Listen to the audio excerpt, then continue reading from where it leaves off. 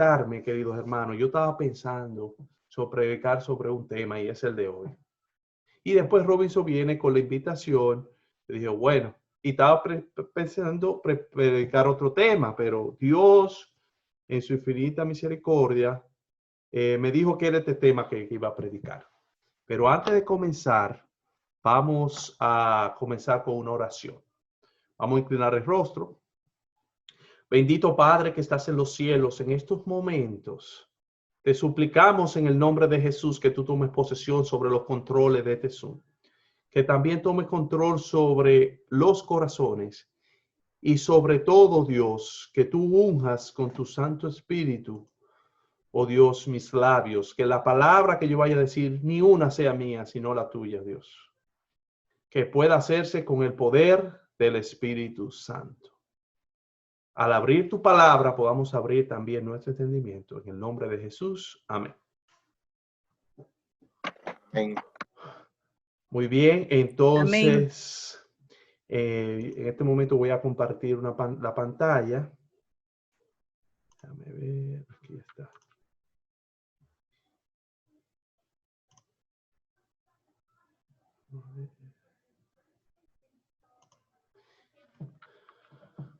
El ataque final, el noveno inning, así lo hemos titulado el tema.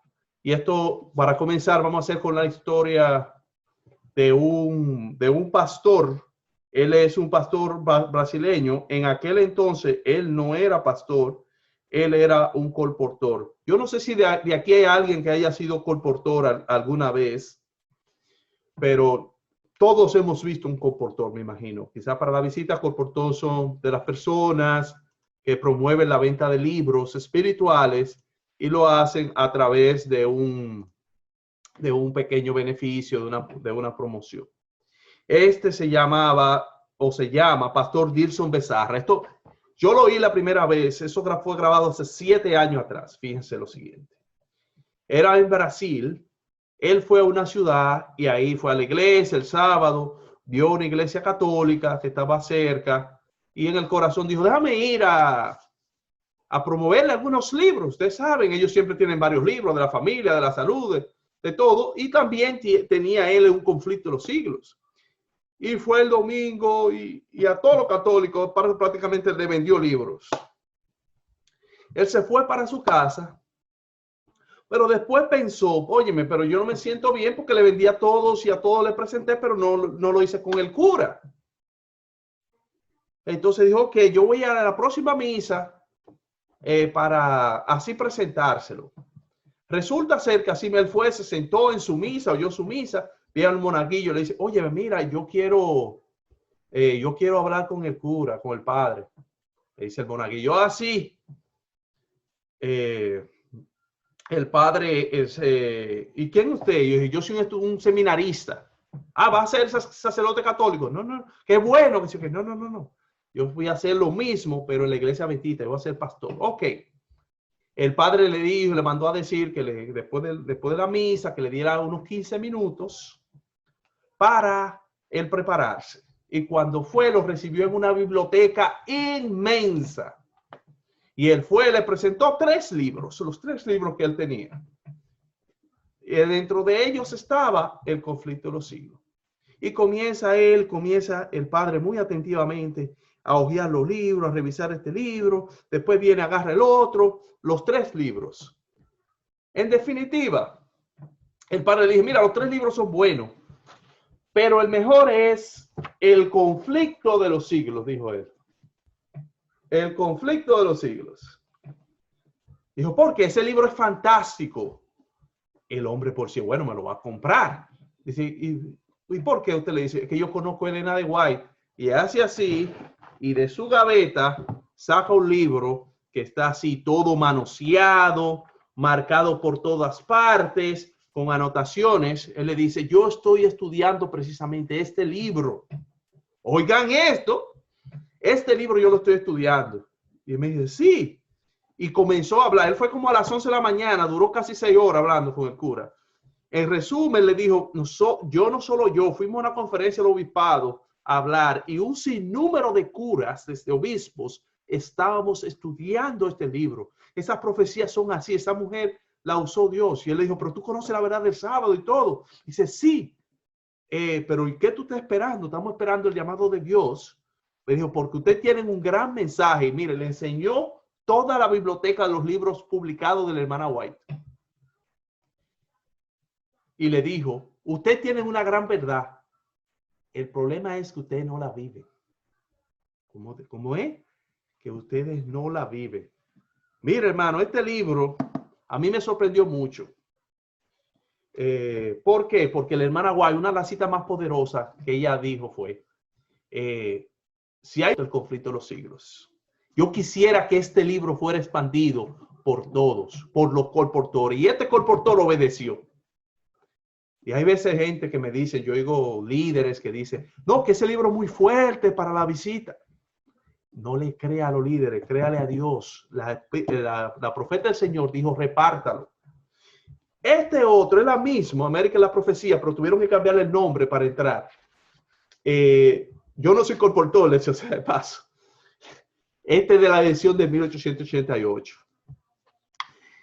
¿Por qué le digo esto? Mire, obedeciendo el mandato, yo he repartido muchos esos libros, incluso mandé a Dominicana. Yo les recomiendo, hágale una dedicatoria, mándeselo. Ella dice una promesa, que muchas veces la gente lo va a recibir, pero no lo van a leer, no lo van a valorar. Pero a la hora del conflicto van a volver y mucha gente van a entrar por eso. Uno no sabe lo que puede ser la página impresa. Un servidor ha comprado cerca de 100 libros para repartirlo. Y a la visita que está ahí, o a cualquier hermano que no lo haya leído, comuníquese, que ahí vamos a coordinar para que ese libro, El conflicto de los siglos, otra versión, usted lo pueda leer y lo pueda tener. Y el tema de hoy está basado en gran parte sobre ese maravilloso libro. ¿Cuál es el propósito de Dios para hoy? Dios tiene un solo pueblo. ¿Cuánto? Uno solo. Y quiere que ese pueblo esté alerta hacia los acontecimientos futuros para que puedan estar preparados para cumplir su misión. Veamos. ¿Ustedes conocen a ese señor que está ahí en la pantalla? ¿Lo han visto? ¿Quién es? Ted Wilson, el presidente. Aquí él dice una declaración muy fuerte. Esto fue en el 2004, señores. Debemos predicar el gran conflicto, el mensaje triangélico y su mano derecha, la reforma pro salud. Van de la mano. No podemos seguir vagando aquí como el pueblo de Israel, siguiendo su propio consejo y no lo de Dios. Eso lo hizo él en el 2004, señores. En la ocasión en que se estaba celebrando el aniversario de la Asociación General, él dijo, en vez de estar celebrando aniversario, tenemos que estar preocupados para irnos de aquí. A veces nos acomodamos mucho aquí en la iglesia, en la vida, carro nuevo, casa nueva, empleo nuevo, maestría. Todo eso es secundario. Yo no digo que sea importante. Para el bosquejo del tema de hoy, vamos a dividirlo en tres partes. Uno, el contexto profético.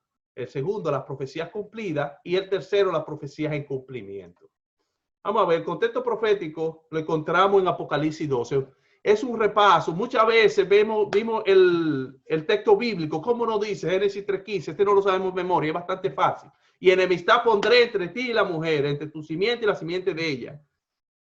Tú le herirás en la cabeza y esta te herirá en el cacañar. Tú le herirás el cacañar y esta te herirá en la cabeza. Eso fue un mensaje que Dios le dio a la serpiente directo en Génesis. Y de ahí muchos entendemos que el conflicto comenzó en el Génesis. Pero en el libro de Apocalipsis, capítulo 12, nos dice que el conflicto comenzó en el cielo. ¿Cómo? Sí. Dice que Miguel y sus ángeles tuvo una batalla contra el dragón y allá fue vencido, no prevalecieron, dice la Biblia, y fue arrojado fuera el dragón y se llevó, arrastró con la cola la tercera parte de los ángeles. Es decir, la batalla comenzó en el cielo antes de la creación. ¿Qué nos dice esto? El mismo Apocalipsis nos dice en el capítulo 12, versículos 7 a 9, que ese dragón es la serpiente antigua llamada Diablo y Satanás. Lo identifica. la parte de la cola, llevar por la cola en un lenguaje profético, significa engaño. Los engañó. Y hay otros elementos. ¿Cuáles son? Por ejemplo, en el principio de Apocalipsis, si vi una mujer vestida de sol, la mujer en la Biblia representa a la iglesia, el pueblo de Dios. Pablo dice, dice Juan, vi yo la nueva Jerusalén bajando ataviada como esposa. Y dice el apóstol Pablo en el libro de Efesios, que Jesucristo amó a la iglesia como su novia. Vestido del sol representa el Dios de justicia. Y entonces esto nos da el contexto desde el cielo comienza el conflicto. Pasa en Génesis y la misma simbología del Génesis. Fíjese que fue una serpiente que engañó a la serpiente, a Eva. Aquí es la serpiente antigua, el dragón, que engaña a los ángeles. Pero la batalla no es una batalla física de golpe, es de intelectual. O que dijo Dios, o que Dios ha dicho, no moriréis, no le haga caso. Es intelectual. Y Pablo dice en el libro de Efesios, porque no tenemos lucha contra carne y sangre, sino contra principales y potestades de la tiniebla. Es decir, es una lucha espiritual. Pasó allá en el cielo y ahora se desplazó aquí. Y dice que cuando la mujer estaba en cita con dolores de parto, el objeto era el hijo. Ese hijo es Jesús.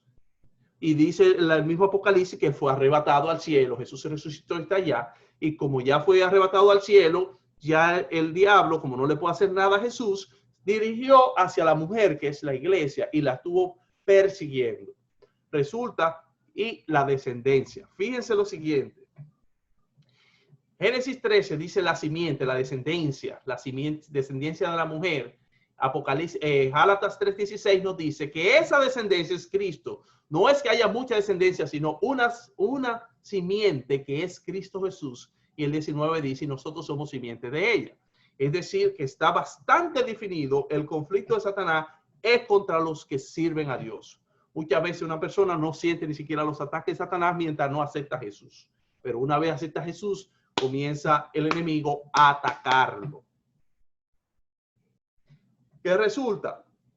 Después de esto, entonces dice contra su simiente. Ya vemos la simiente y dice, aquí está la paciencia de los santos, los que tienen la fe de Jesús y guardan los mandamientos. Tener la fe de Jesús es creer como Jesús creyó, aceptar su sacrificio y los mandamientos de Dios. ¿Cuáles? Lo que Dios dio en el decálogo, los 10 mandamientos, incluyendo el sábado.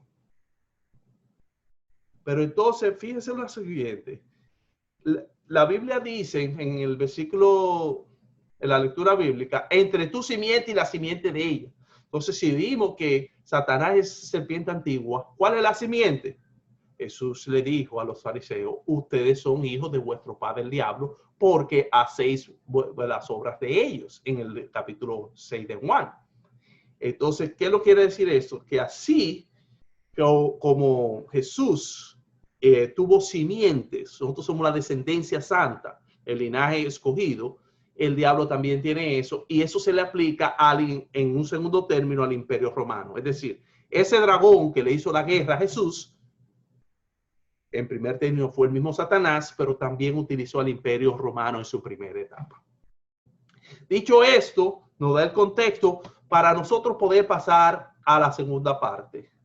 Y se encuentra en el mismo libro de Apocalipsis, en el capítulo 13. ¿Qué nos dice?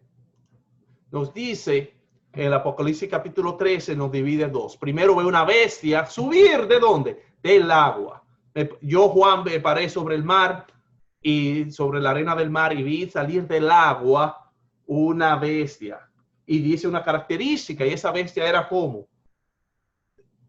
Tenía 7 cabezas y 10 cuernos, y sus cuernos 10 diademas. Ok, vamos a analizar un poquito aquí.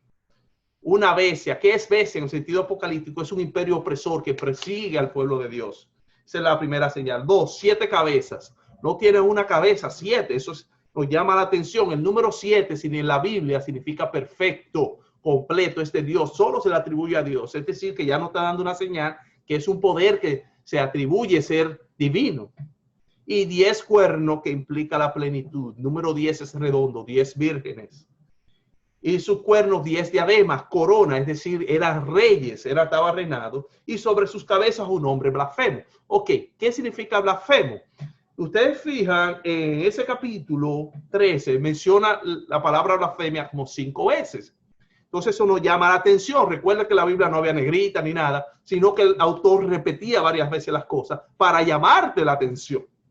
Entonces blasfemia lo vemos en la misma Biblia que nos explica cuando Jesús lo intentaron apedrear. Le dijo, pero si no me creéis a mí, le dijo Jesús a los fariseos, por lo menos creéis que la obra que yo hago. Le dijo, no es por buena obra, sino porque siendo hombre te atribuyes atributos divinos. Es decir, blasfemias. Y dice Jesús posteriormente, todo pecado contra el Hijo del Hombre será perdonado, más el que pecare contra o blasfemare contra el Espíritu Santo no le será perdonado jamás. La blasfemia contra el Espíritu Santo es atribuirse esa parte. Este poder tiene un nombre tiene un signo de carácter. Entonces, ¿qué pasa? Nos dice 3 figuras, un leopardo, un oso y una boca. Ok, vamos a ver. Eso lo vemos en Daniel 7, pero en Daniel 7 te lo pone en el otro orden, pero vamos a analizar un poquito nada más sobre eso. ¿Qué nos dice el primero? El primero dice un leopardo. El leopardo o el geopardo, también hay 2 variantes, muy parecido. El chita también le llama. Desarrolla una velocidad de entre 80 a 120 kilómetros por hora. Imagínese usted cuando los límites de velocidad son 50 en la ciudad y en la autopista a veces son 80. No recuerdo que haya más de 100 en Santo Domingo. Este animal puede desarrollar esa velocidad y mantenerla por un sinnúmero de tiempo. Es decir, que es una característica de rapidez. La otra característica, pies como de oso. Oso es un animal muy fuerte. Se cree que un oso, un grizzly, aquí en Canadá hay bastante, es bastante impresionante, puede levantar hasta 3 veces su peso, es decir, hasta 2 veces, hasta 600 libras. Imagínense ustedes, es un animal súper poderoso y la mordida dicen que es más fuerte que aún del gigante tiburón blanco. Y el otro animal, no menciona, es la boca de león. El león, ¿qué representa? El rey de la selva. ¿Por qué? El rugido del león abarca cerca de 8 kilómetros. Para los que tengan una idea, de la iglesia nueva debe quedar cerca del kilómetro 3 o 4. Es decir, que hasta el kilómetro 11 llegaría el rugido del león, para que usted vea la dimensión de este poder. Y todavía nos dice, y el dragón, ¿cuál dragón? El diablo. Satanás, que mencionamos, le dio su poder y su trono y grande autoridad. Es decir, que este está actuando en base al poder de Satanás. Y así sigue describiendo. Y la otra cosa que y vuelve a mencionar sobre blasfemia, dice también, versículo 5, también se le dio boca que hablaba grandes cosas blasfemia y se le dio autoridad para actuar 42 meses.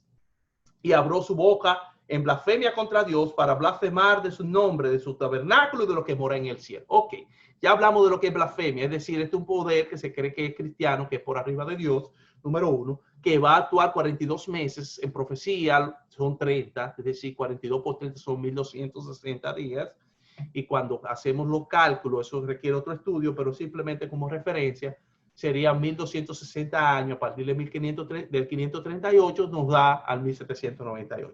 Pero, ¿qué quiero enfatizar hoy? Fíjense lo siguiente, dice contra el tabernáculo y contra Dios. El tabernáculo contra el santuario. ¿Qué había en el santuario? Habían 2 lugares, un lugar santo y un lugar santísimo. En el lugar santísimo estaba el arca del pacto donde contenía los 10 mandamientos. Daniel 7:25 nos describe la obra que quería cambiar los tiempos y la ley. Allí se encontraba dentro del arca del pacto la ley de Dios, que era una copia del original, y donde precisamente este poder se opone al 4º mandamiento y establece un nuevo mandamiento. ¿Quién es este poder? ¿Quién es esta bestia? Esto no es más que el papado. Dicho sea de paso, no quiere decir que los católicos son así, es el sistema como tal. Yo vengo de la iglesia católica, toda mi familia es católica, hay muchísima gente buena dentro de la iglesia católica que yo conozco y otra que no conozco, como en cualquier otra iglesia, pero el sistema es el problema. ¿Qué resulta? Habla de una herida mortal. Eso lo vemos en la historia en 1798, cuando el general Berthier le inflige la herida y toma preso al Papa Pío. Dice la Biblia que lleva a cautividad, va a cautividad. Esta es la primera bestia. Y la segunda bestia, con esta vamos a terminar. Fíjense que hay una diferencia grande. La otra subía sobre la arena, esta sobre el mar, esta sobre la tierra. Y tenía dos cuernos semejantes a los de un cordero. Es decir, si el mar, según Apocalipsis 17:10, representa muchedumbres, pueblos, naciones, lo contrario es la tierra, una parte desierta. Es decir, que si la otra se desarrolló en Europa, esta tiene que ser en una tierra que no era conocida, que no tiene importancia. Y tenía dos cuernos semejantes a los de un cordero, representa juventud, mansedumbre, pero hablaba como dragón. Hablar en el término político significa leyes y actos. Es decir, que había una contradicción entre sí. ¿Qué nación pasó después del 1798? No hay una sola que reúne esta característica, y es los Estados Unidos de América.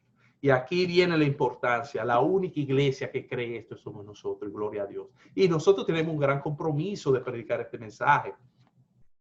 Él nos sigue diciendo, y ejerce toda la autoridad de la primera bestia en presencia de ella, y hace que la tierra y los moradores de ello adoren a la primera bestia. Ok, ¿cuál es la autoridad que ejercía la primera bestia? En esos 1260 años se cree que hubo millones y millones y millones de personas muertas a través de la Santa Inquisición, a través de las guerras santas. Es decir, que este va a ser un poder opresor, los Estados Unidos, que va a oprimir de una manera civil y militar, con fin de que se adore a la primera bestia, cuya herida mortal fue sanada. Es que la herida del papado fue sanada. Hay algunos creen que sí, que fue con Mussolini en 1929, pero un servidor cree que no, porque todavía no tiene el poder.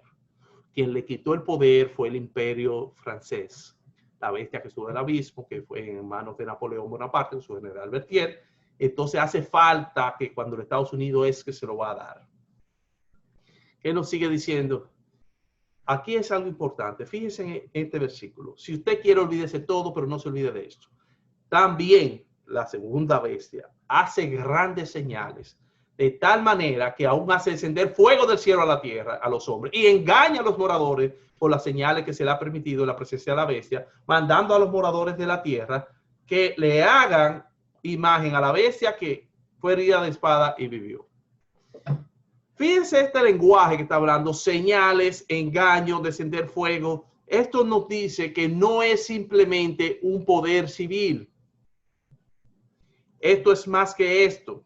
Vamos a ver en Mateo, ¿qué nos dijo Jesús? Mateo 24, en el discurso sobre cuando le preguntaron a los discípulos, ¿cuáles son las señales de tu venida? Le dijo, entonces si algunos dijeren, mira aquí que está Cristo, mira allí, no le creáis. ¿Cómo? No le creas, porque se levantarán falsos cristos y falsos profetas y harán grandes señales y prodigios. Fíjense, los falsos profetas, los falsos cristos van a hacer eso. De tal manera que engañarán, si fuera posible, aún los escogidos. Vemos cómo es el mismo lenguaje, engaño de una manera religiosa. Ya os lo he dicho antes. Así que si os dijere, mirad, está en el desierto, no salgáis. O mirad, está en los aposentos altos, no le creáis. Entonces, ¿qué es lo que nos quiere decir Jesús aquí? Que estos engaños que va a pasar en los Estados Unidos lo hace por un cuerpo religioso. La hermana White dice que las iglesias protestantes, ellas van a pedirle ayuda a los católicos para imponerle a los legisladores una ley que imponga el domingo. ¿Por qué?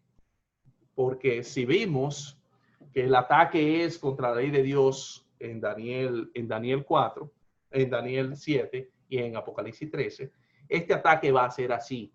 Y esto es lo que constituye la marca de la bestia. No es ningún chip, no es ninguna vacuna, no es un código de barra. La marca de la bestia es en oposición a eso. Pero ¿qué está pasando hoy en día? Vamos a poner este cuadro.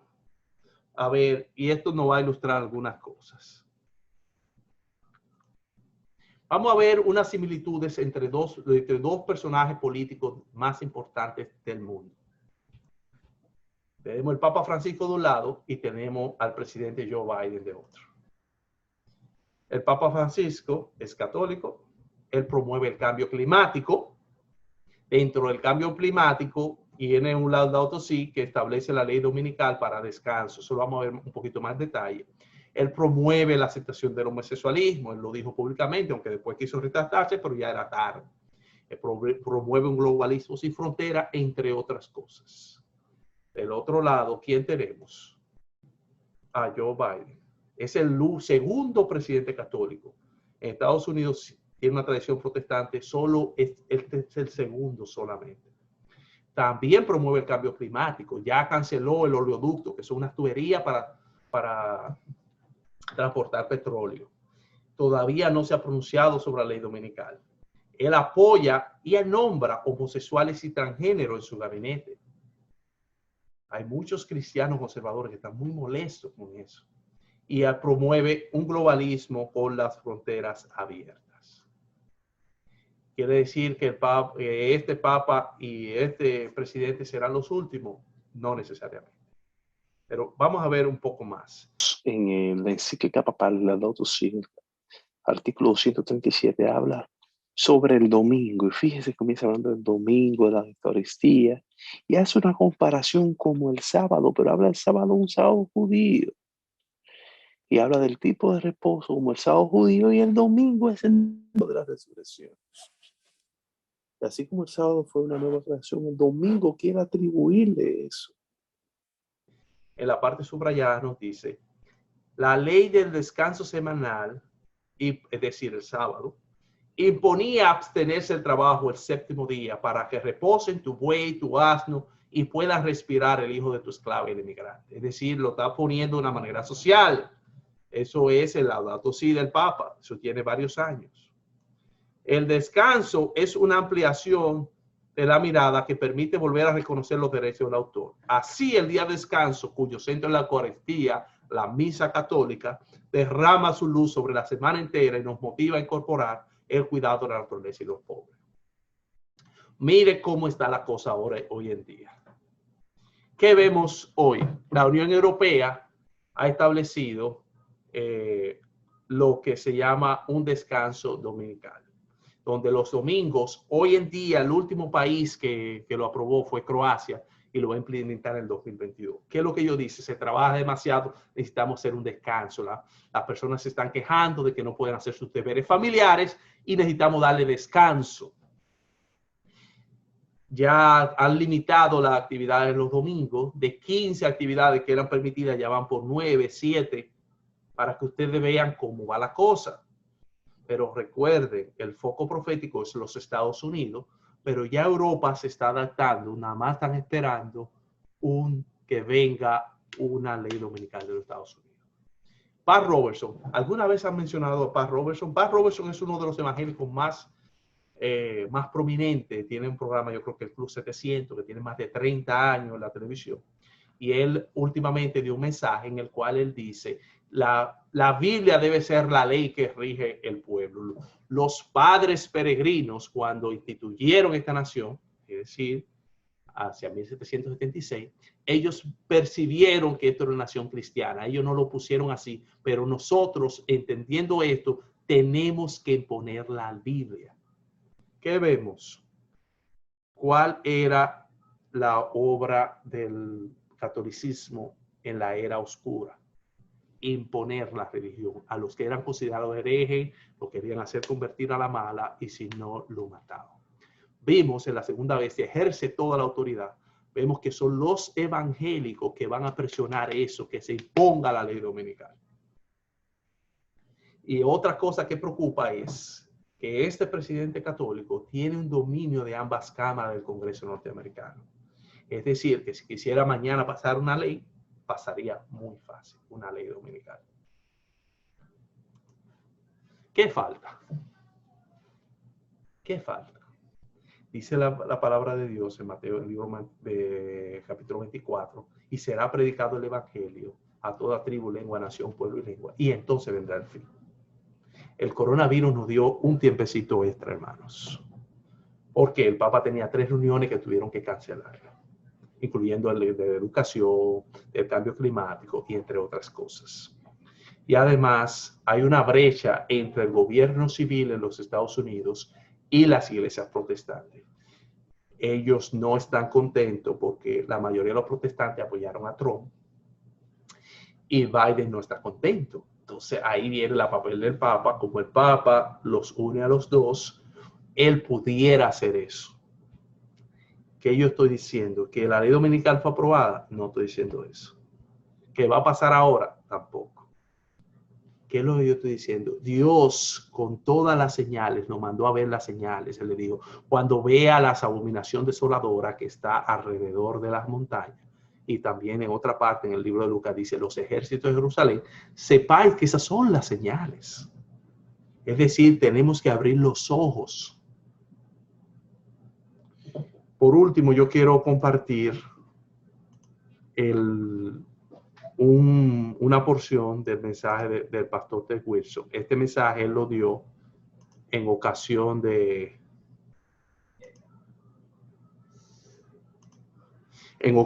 una reunión en el 6 de noviembre de 1999. Está en internet.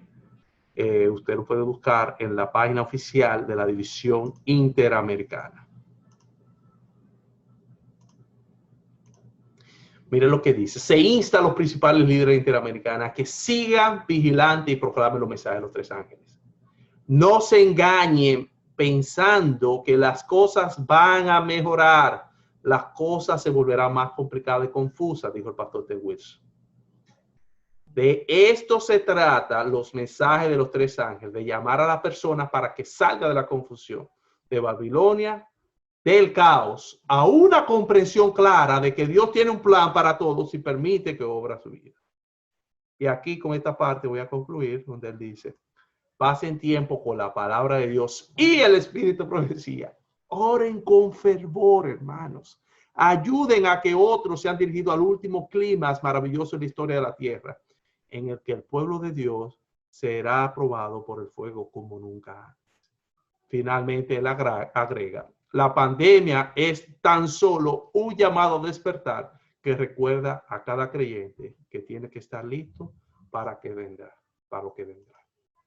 Lo último que, aún la libertad, mire, yo vivo en Canadá. Ustedes no vieron el Diario Libre, lo que salió.